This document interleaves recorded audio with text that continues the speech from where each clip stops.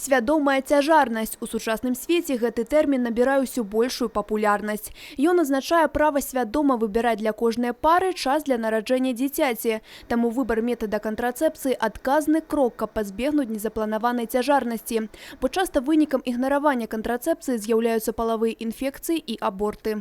Что касается абсолютных показателей, то за 6 месяцев 2018 года на 100 родов приходилось 19 абортов. В этом году за 6 месяцев на 100 родов приходится 17 абортов. Аборты – сур'ёзная праблема. Сёння ніякі метад перапынення цяжарнасці не абыходзіцца без наступстваў. Каб пазбегнуць нечаканай цяжарнасці, сучасная медыцына прапануе велізарны выбар кантрацэптыўных сродкаў, ад тых, што можна купіць у бліжэйшай краме, да дарагіх хірургічных аперацый. Одним из самых популярных, надежных, удобных является эта гормональная контрацепция. Она на нашем рынке сейчас представлена в виде таблеток, это комбинированные оральные контрацептивы.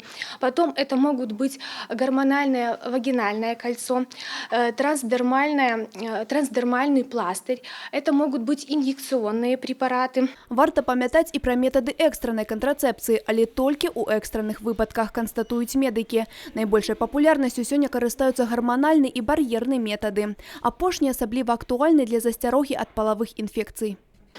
Значит, в плане инфекций половых путей последствием этого могут быть бесплодие, невынашивание, также воспалительные процессы половых органов. По эффективности, если в контексте непланированной беременности, это будет гормональный метод.